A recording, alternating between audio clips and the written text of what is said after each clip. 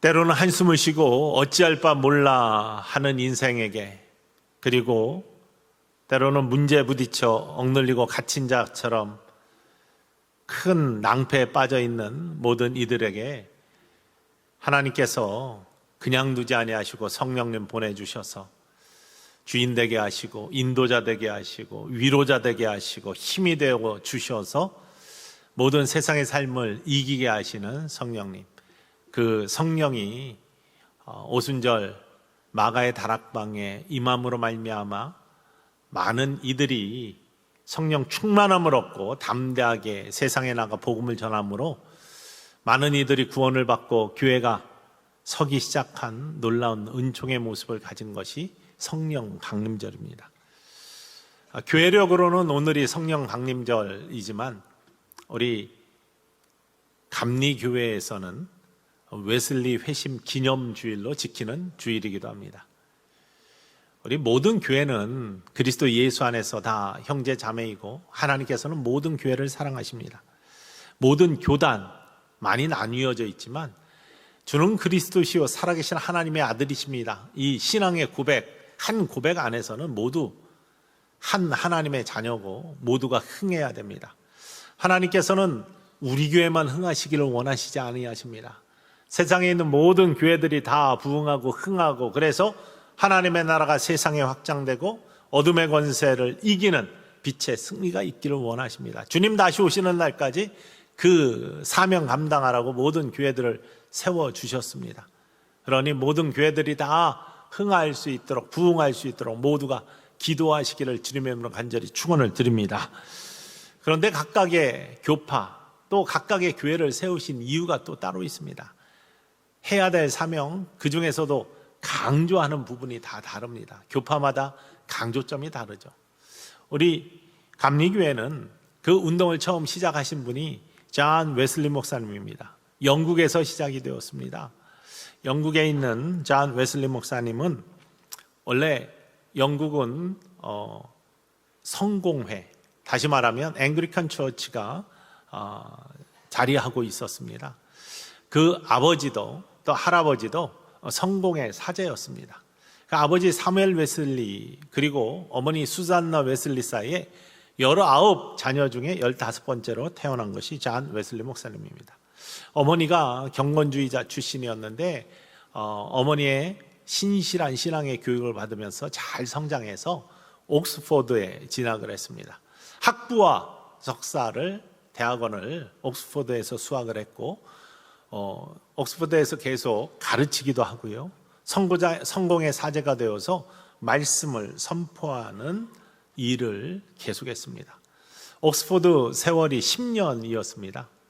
그런데 그의 아버지 사무엘 웨슬리는 웨슬리에 대해서 또 다른 꿈들을 갖고 있었습니다. 그래서 살아계실 때 웨슬리 목사님에게 너는 하나님께 좀 헌신을 했으면 좋겠는데 선교사로 헌신을 했으면 좋겠다, 이런 유언을 남겼습니다. 아버지 사무엘 웨슬리 목사님이 돌아가신 다음에 서재를 정리하기 위해 존 웨슬리 목사님이 고향에 갔을 때 아버지의 유언이 생각났습니다.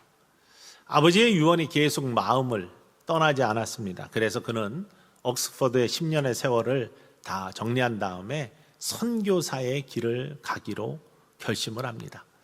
하나님이 그의 인생의 길을 그가 뜻한 대로가 아니라 돌아가게 하심으로 말미암아 새로운 하나님의 계획과 하나님의 뜻들을 세우기 시작하죠.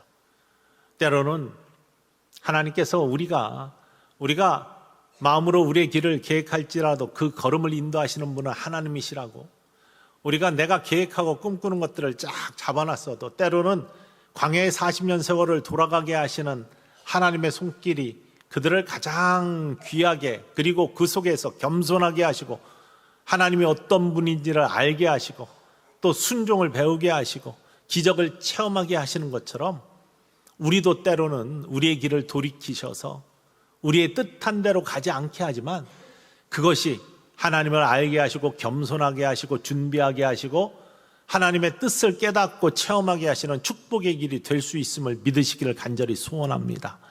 웨슬리 목사님이 그렇게 됐습니다. 선교적 사명이 투철해서 선교사로 간 것이 아닙니다. 아버지의 유언 때문에 할 수 없이 그 길을 택했지만 그 길은 축복의 길이었습니다. 물론 그 길을 떠나서 갈 때 첫 번째 위기가 닥쳤습니다. 대서양 한가운데에서 큰 폭풍우를 만나게 됩니다. 웨슬리 목사님은 두려워 떨었습니다. 여기서 내가 죽는구나. 이 폭풍우 극복할 수 없을 것 같다 해서 갑판 위에 있지 아니하고 선실로 내려가서 자기 방에서 두려워 떨면서 이제 내가 꿈꾸었던 것들 다 허사구나. 뭐 선교사고 뭐고 내가 배운 것들 이런 것들이 이제는 더 이상 내가 꿈꾸고 펼칠 기회도 없구나 라고 하면서 두려움에 떨고 있을 때 어디선가 아름다운 찬양의 소리들이 들리기 시작했습니다. 이 폭풍우 가운데 찬양의 소리가 들리다니 하면서 그는 그 찬양을 따라 갑판 위로 올라갔습니다. 경건주의자들인 모라비안들이 갑판에서 찬양을 하고 있었습니다. 깜짝 놀란 웨슬리 목사님이 물었습니다. 당신들은 두렵지도 않습니까? 이들이 대답합니다. 당신은 구원의 확신이 없습니까? 이 질문에 웨슬리 목사님은 당황했습니다. 뿐만 아니라 당신은 예수님을 누구라고 생각하십니까? 이렇게 모라비안들이 다시 묻습니다. 그야 세상의 구세주이시죠. 아니 세상 말고 당신에게 예수님은 어떤 분이십니까? 이때 웨슬리 목사님은 주저했습니다. 나에게 예수님이 어떤 분이신지, 예수님이 나의 구세주이심을 그때까지 온전히 고백하지 못하는 인생이었기 때문입니다. 여러분, 폭풍우, 죽음 앞에서의 두려움, 이거요 보통 일이 아닙니다. 제가 한 번은 다른 교파 목사님들하고 카리브해를 간 적이 있습니다. 남미 카리브해에 아주 색깔도 멋지고 멋진 배경을 가진 곳이지만 이 파도가 치기 시작하면 굉장히 무섭습니다. 작은 배를 빌려가지고 섬으로 들어가는 일이 있었는데 배 아마 10명 타는 배, 선장 이름은 베드로입니다. 우리말로. 베드로가 선장이니 얼마나 든든합니까? 그 배를 타고 쭉 들어가는데 갑자기 파도가 치기 시작하면서 깊은 바다로 가니까요, 바다색이 그 옥색 아름다운 바다색이 검정색이에요. 시커멉니다. 바람만 보아도 무서워요. 거기에 파도가 치면서 막 바람이 부니까 이 배가 뛰놀기 시작하는데 얼마나 무서운지 저도 긴장을 했지만 다른 목사님들 다 부부였었는데 막 얼굴이 굽고, 근데 그래도 다 의연하게 있습니다. 그런데 가장 점잖으시고 그렇게 계셨던 장로교 목사님이 갑자기 막 난리를 피는 겁니다. 야, 이러다 우리 죽는 거 아니야 하면서 돌아가야 돼 하면서 막 소리를 치기 시작하셨어요. 제가 농담 반 진담 반으로 아이 목사님 구원의 확신도 없어요? 그랬더니 아이 그건 그거고 하면서 막 그러시더라고요. 그건 그게 아니죠. 정말 구원의 확신이 있다면, 어떠한 상황 속에서도 주님이 함께 하심을 믿는다면 다른데 웨슬리 목사님도 그러지 못했습니다. 그 파고의 위기, 그 질문들 잘 하나님의 은혜로 지나갔습니다. 선교사 생활을 3년 했어요. 미국 조지아주 사바나라는 데서 3년 동안 선교사 생활을 했지만 큰 열매가 없었습니다. 선교사 생활에 큰 소득이 없었습니다. 뭐 객관적인 눈으로 모든 선교는 씨앗을 심는 것이기 때문에 하나님이 거두시겠지만 사실은 그 선교사의 생활이 그 질문과 또 우울함 때문에 온전하지가 못했습니다. 3년의 생활을 마치고 다시 런던으로 돌아왔습니다. 런던으로 돌아와가지고 앞길을 어떻게 갈까 헤매고 있을 때 마침 그 모라비안 경건주의자들이 함께 모이는 한 올더스게이트이라는 거리에 있는 한 작은 교회에서 모이는 집회에 초대를 받아서 집회를 인도하러 간 게 아니라 집회에 참여하러 갔습니다.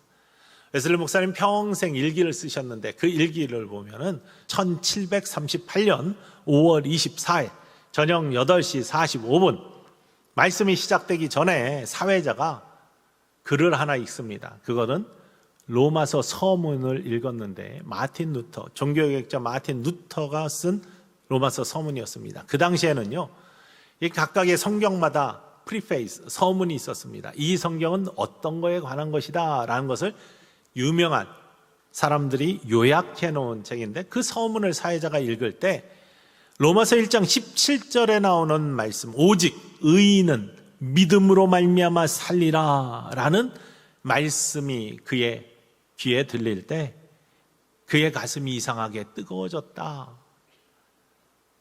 일기에 어떻게 적혀 있냐면 I felt my heart strangely warmed 라고 되어 있어요. 나는 내 심령이 이상하게 따뜻해지는 것들을 느꼈다. 그리고 그에게 예수가 나의 구주이심을, 구원의 확신이 들었다라고 고백하고 있습니다. 그러면서 그것에 성령의 강한 임재의 체험, 그 체험을 한 다음에 그의 삶이 바뀌기 시작했습니다.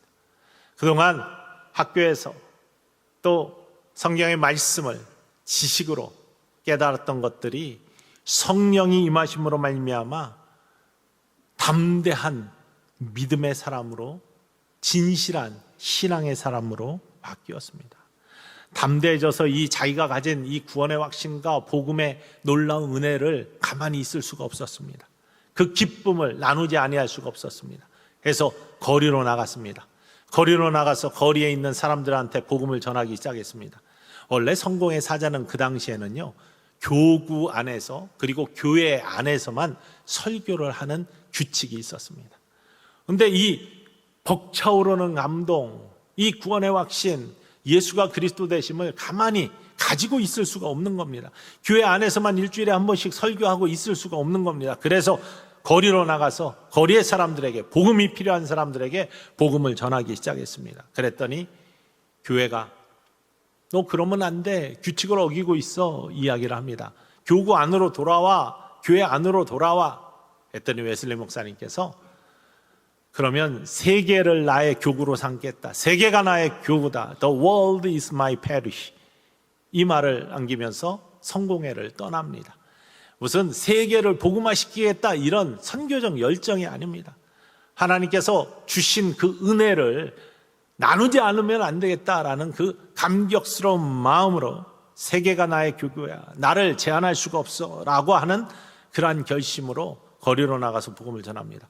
복음을 들은 탄광 앞에 있었던 사람, 그 당시 영국 사회는 산업혁명이 일어나면서 도시 전체가 피폐해지고 많은 착취와 아동 착취와 여러 가지 윤리적 문제들이 많이 일어나는 시대였었는데요, 이 복음이 그들을 억눌린 자, 갇힌 자, 자유함이 없는 자들을 온전케 하는 성령의 능력으로 나타나고, 그들이 외심하여 함께 가정에서 모여서 예배드리기 시작하고, 이 가정들이 합쳐져서 교회가 되는 겁니다.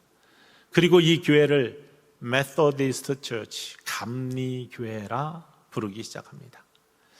감리교회는 원래 메소디스트라는 말은요, 규칙주의자라는 말입니다. 웨슬리 목사님이 옥스퍼드에 있을 때 동아리를 만들었습니다. The Holy Club, 신성회라는 동아리를 만들었습니다. 함께 학생들이 모여서 무엇을 했냐? 새벽 5시에 항상 일어났습니다. 매일 신약 성경을 매일 읽었습니다. 1시간씩 기도했습니다. 새벽을 지켰습니다. 뿐만 아니라 화요일과 금요일이라는 온종일 금식을 해서 그 금식 헌금을 모아서 감옥 선교를 했습니다. 줄인 자들에게 먹을 것을 주는 사역을 했습니다. 이렇게 항상 똑같은 규칙적인 생활을 하는 사람들을 바라보고 밖에 있는 사람들이 그들에게, 더 홀리 클럽에 있는 사람들에게 별명을 붙여주기를 메소디스트들이라, 규칙적으로 삶을 산다 해서 규칙주의자라는 별명을 붙여주었습니다. 마치 초대교회 안디옥 교회가 사도 바울과 바나바와 1년 동안 성경 공부를 한 다음에 그들이 변해서 교회 밖에 있는 사람들이 그들을 바라보면서, 야, 그리스도를 따르는 사람들, 저 사람들 다르네? 정말 호기심과 이상한 눈으로 저들은 크리스찬이야 라고 별명을 붙여준 것처럼 그 별명이 붙여진 것이라는 사실입니다. 그래서 이 메소디스트라는 별명, 이것이 이 감리교 운동 처음 시작해서 많은 구원받은 사람들이 가정에서 모이다가 함께 모여서 교회를 이루고, 그 교회를 메소디스트 처치다, 감리교회다, 이렇게 이름되었다는 사실입니다. 교회 시작도 그렇다 그러고 우리가 지난주에 함께 나누지 않았습니까? 하나님께서 이 땅에 독생자 외아들을 보내주셨습니다. 그리고 3년의 공생애를 통해서 하나님이 어떤 분인지를 친히 드러내 주셨습니다. 계시해 주셨습니다. 천국 복음을 전파하시고 가르치시고 모든 약한 것과 병들을 고쳐주시면서 생명을 살리시는 하나님, 우리를 사랑하시는 사랑의 하나님, 그리고 우리를 천국 백성으로 초대해 주시는 하나님의 놀라운 뜻들을 우리에게 보여주셨습니다.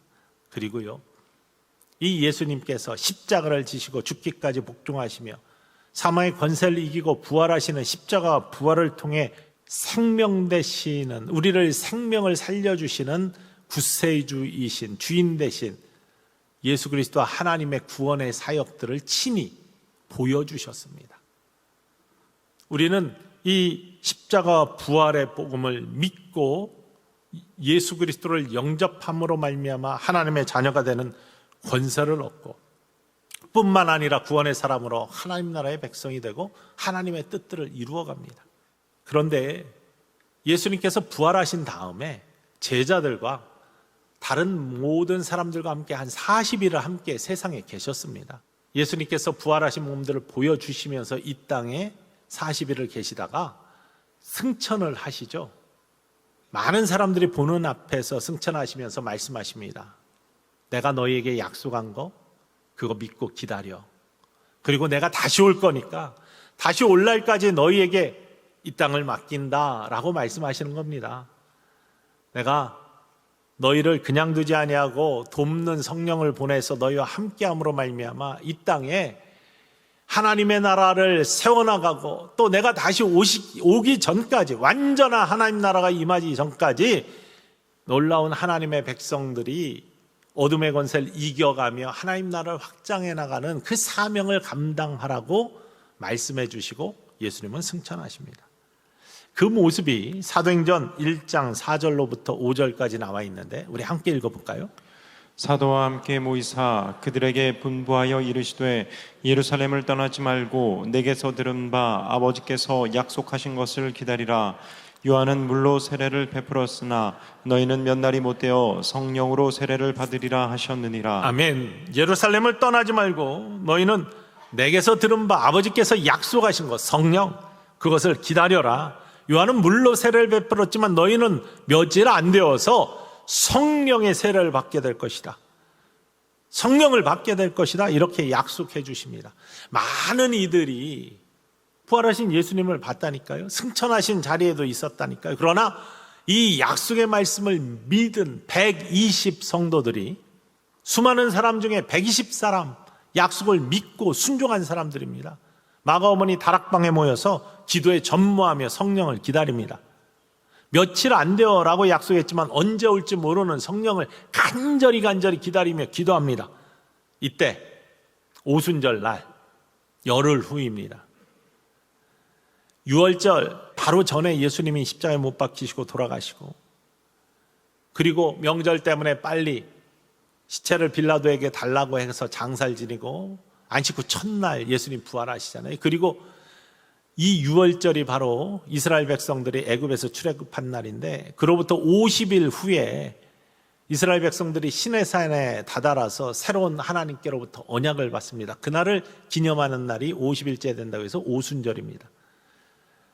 마찬가지로 예수님께서 40일 동안 부활하신 다음에 이 제자들과 함께 계시다가 승천하시고 열흘 만에 성령이 임하는데 그날이 바로 오순절이었습니다. 오순절 성령이 강하게 모여서 성령의 약속의 말씀을 믿고 기다리던 사람들에게 임합니다. 그 모습이 오늘 본문 말씀인데 사도행전 2장 1절로부터 4절까지 말씀에 이렇게 나와 있습니다. 읽어보겠습니다. 오순절 날이 이미 이름에 그들이 다 같이 한 곳에 모였더니 호련히 하늘로부터 급하고 강한 바람 같은 소리가 있어 그들이 앉은 온 집에 가득하며 마치 불의 혀처럼 갈라지는 것들이 그들에게 보여 각 사람 위에 하나씩 임하여 있더니 그들이 다 성령의 충만함을 받고 성령이 말하게 하심을 따라 다른 언어들로 말하기를 시작하니라. 아멘. 오순절 성령 강림의 사건의 모습이 이렇습니다. 갑자기 강하고 한 바람 같은 거 슉 하고 부는 것 같더니 하늘에서 불에 갈라지는 것 같은 혀 같은 것들이 가까이 사람 머리 위에, 위에서 머물러 서서 그들이 이상한 체험과 현상을 바라보면서 그들이 성령의 강한 역사를 체험합니다. 그리고 성령에 이끌려서 성령이 말하게 하시는 대로 각각 다른 방언으로 말을 하기 시작합니다. 성령에 충만할 때, 성령이 우리에게 임하실 때 나타나는 모습입니다. 특별히 외적인 모습입니다. 성령이 임하시면 우리에게는 신비한 현상들이 나타납니다. 내적인 현상도 있지만 외적인 현상들이 있습니다. 특별히 몸에 나타나는 현상들이 있습니다. 어떤 이들은 뜨거워져요. 웨슬리 목사님 고백한 대로 이상하게 뜨거워지는 그런 체험이 있을 수 있어요. 어떤 사람은 굉장히 뜨거워하고 어떤 사람은 몸이 굳기도 하고 입신도 하고 쓰러지기도 합니다. 어떤 사람은 황홀경을 체험하기도 하고 어떤 사람들은 환상을 보기도 합니다. 저도 처음에 성령 충만한 체험을 할 때, 성령의 임재 체험을 할 때 보여지는 하나님의 놀라운 신비가 있었으니까요. 그리고 기쁨이 충만하기도 합니다. 그리고 놀라운 은사의 역사들이 나타나고 능력이 나타나기도 합니다. 가장 외적으로 나타나는 성령의 은사, 방언의 신비한 체험들이 있죠. 그런데 이런 외적인 신비한 체험 말고 성령이 우리에게 임하실 때 나타나는 본질적 변화, 본질적인 현상이 있습니다. 그건 다른 것이 아니라 모든 성령 체험한 영혼들이 그대로 이루어지는 모습인데, 첫 번째는요, 성령의 이끌림, 하나님의 영의 이끌리심을 받는 존재로 변화됩니다. 무슨 말씀이냐면 성령 충만하다는 것은 그냥 현상으로 끝나는 것이 아니라 내 의지, 내 뜻, 내 계획들을 접어버리고 하나님의 임재, 하나님의 뜻에 이끌려 삶을 살게 되는 것. 사도 바울이 고백하는 대로 내가 그리스도와 함께 십자가에 못 박혔나니 이제는 내가 사는 것이 아니요 내 안에 계시는 그리스도께서 내 주인이 되어서 나와 함께 계심을 믿으며 사는 삶, 이 삶으로 바뀌는 겁니다. 이게 성령 충만한 모습입니다. 사도 바울은 그래서 이전에 내가 누렸던 모든 것들이 다 배설물과 같다라고 고백하면서 성령이 이끄시는,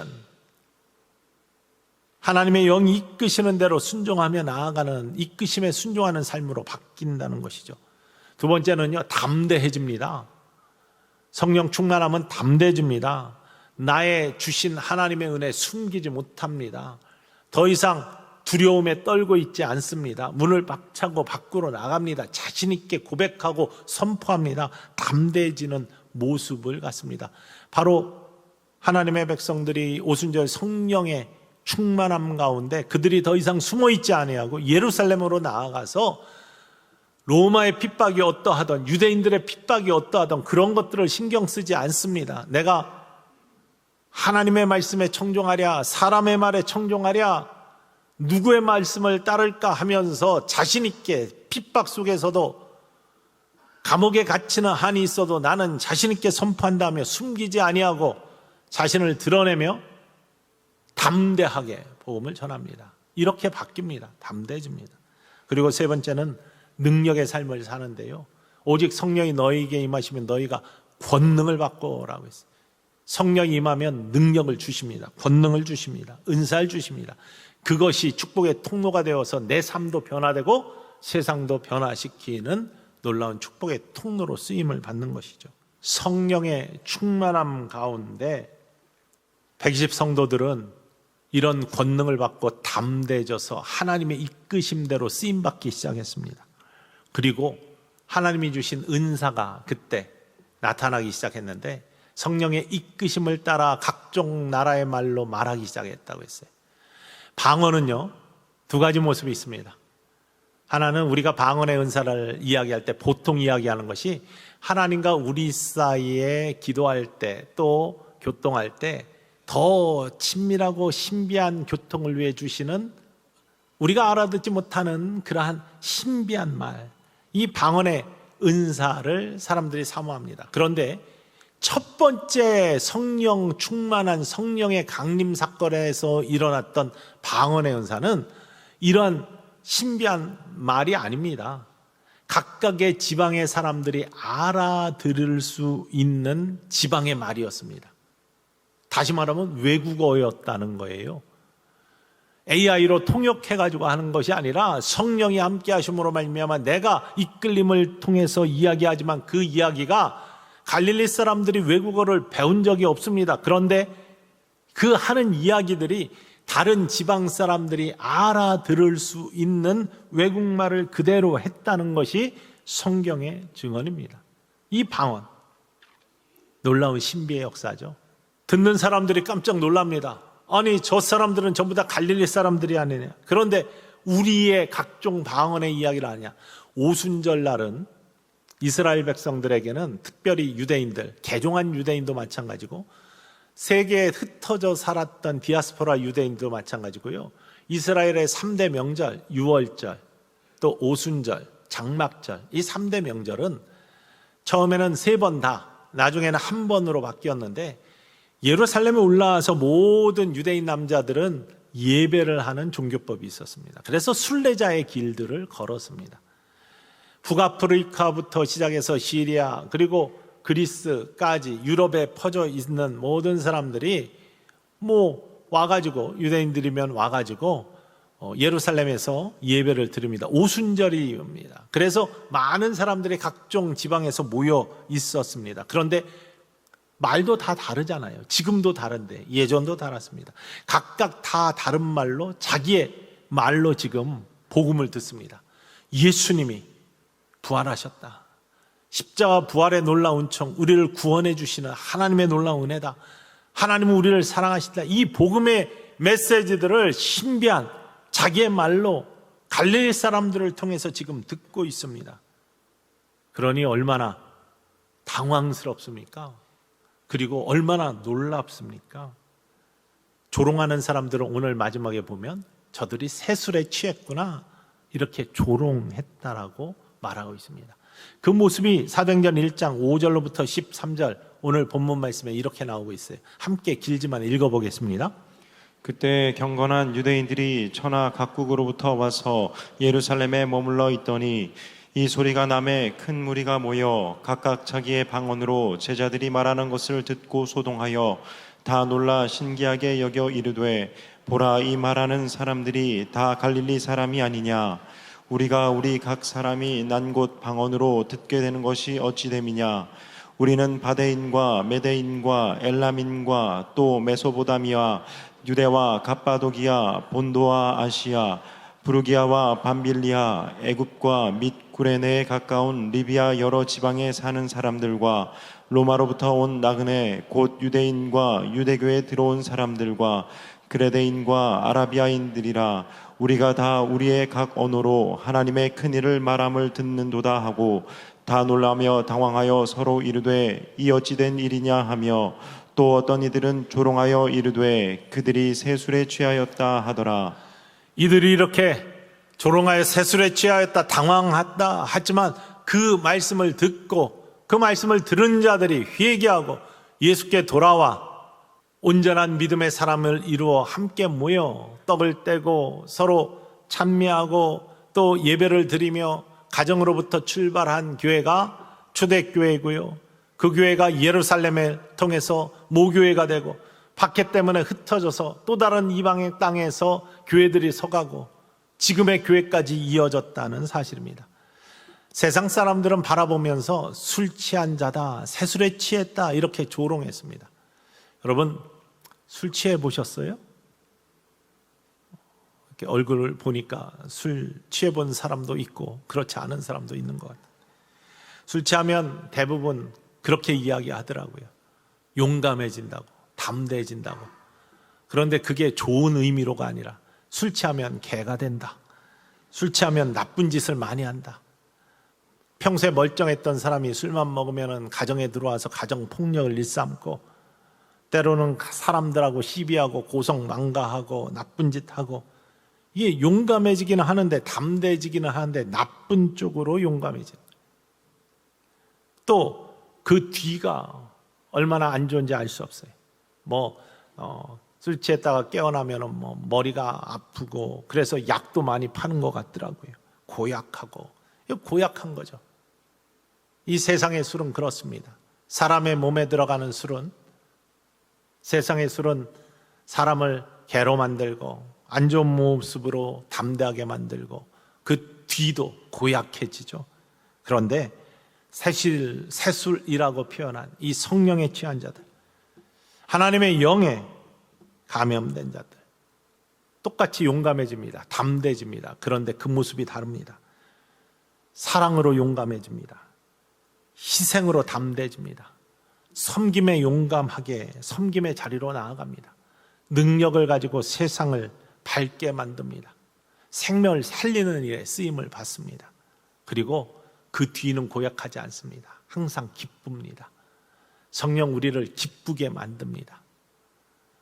새 술에 취한 자들, 우리 모두 세상 사람들의 조롱 좀 받아봤으면 좋겠습니다.